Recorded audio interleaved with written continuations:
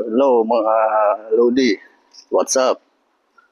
Ngayon mga Lodi, kababalik lang natin mag-vlog mga Lodi dahil sobrang busy siguro. Ilang buwan din akong tigil mga Lodi. Ang init dito sa Saudi ngayon mga Lodi. So ngayon mga Lodi, ipapakita po natin sa inyo yung ano natin sa pag-workout natin mga Lodi. Kulang pa ito mga Lodi na pero at least meron po tayong pangpapawis. Dito po tayo sa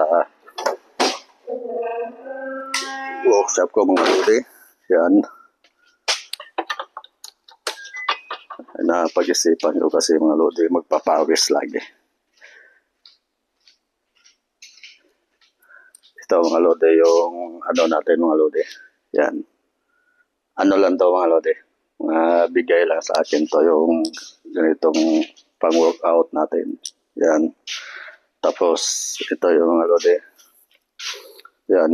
Bumili na ako ng ganito lang muna.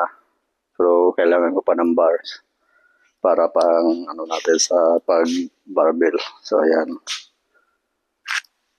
So, yan lang muna mga Lodi ang yan natin mga Lodi. Pag nag-umpisa muna tayo workout. So, update po kayo natin. Sika ano nga sa ito mga Lodi.